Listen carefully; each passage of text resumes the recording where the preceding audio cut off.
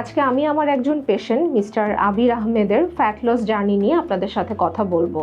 আবির আহমেদ তিনি 3 মাস আগে আমার কাছে এসেছিলেন তার অ্যাবডোমিনাল ফ্যাট রিডিউসিং এর জন্য। তিনি যখন আমার কাছে আসেন তখন তিনি শেয়ার করেছিলেন যে তিনি অনেক দিন যাবত অলমোস্ট প্রায় 6 থেকে 8 মান্থস ধরে হেলদি লাইফস্টাইল মেনটেন করছিলেন, কিন্তু তার ওজন কম ছিল, কিন্তু বিশেষ এরিয়ার ফ্যাট যেমন অ্যাবডোমিন, হিপস, থাই এই এরিয়াগুলোর ফ্যাটগুলো কম ছিল না। তো তিনি যখন আমার কাছে কনসালটেশনে আসেন আমি প্রথমেই তার একটা বডি কম্পোজিশন অ্যানালাইসিস করে নিই। প্রথম দিন তার ভিসেরাল ফ্যাট ছিল 271 সেন্টিমিটার এবং তিনি প্রথম দিন যখন আমার সাথে কনসাল্ট করেন তার মাসেলও খুব উইক ছিল, প্রায় 2.46 গ্রাম তার মাসেল কম ছিল।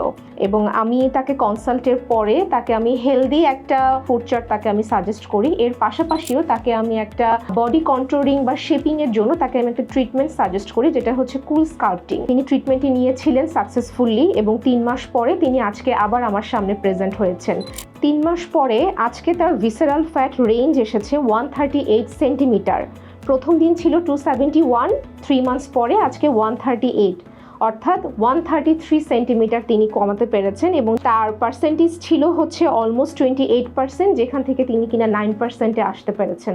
আলহামদুলিল্লাহ। পাশাপাশি কিন্তু তার ওজনও কমেছে। ওজন ছিল অলমোস্ট 86, সেখান থেকে এখন তিনি 66-এ পৌঁছেছেন এবং তার মাসেলও সম্পূর্ণ এখন ব্যালেন্সে আছে। আচ্ছা, আপনার সাথে আমি একটু কথা বলি। যখন আপনি কুল স্কাল্পটিং ট্রিটমেন্টটি নিয়েছিলেন কেমন লেগেছিল আপনার? প্রথমে যখন এই ট্রিটমেন্টটা নিয়েছিলাম খুব ভয় কাজ করছিল যে এখানে অপারেশন করা হবে কিনা, রেস্ট নিতে হবে কিনা, বা আদৌ আমি দ্রুত সুস্থ হতে পারবো কিনা।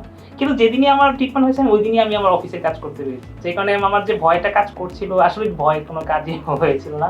আসলে ট্রিটমেন্ট নিয়ে আমি খুব স্যাটিসফাইড এবং প্রায় 3 মাস পরে এখন আমি নিজেকে দেখে অনেক নিজেকে স্মার্ট মনে করি যে আমি দেখতে অনেক সুন্দর কনফিডেন্ট মনে করি। যারা অনেকদিন যাবত আবির আহমেদের মতন স্ট্রাবল ফ্যাট নিয়ে স্ট্রাগল করছেন তারা এখনই কনসাল্ট করুন। রাইট ট্রিটমেন্টে আপনিও পেতে পারেন এফেক্টিভ রেজাল্ট।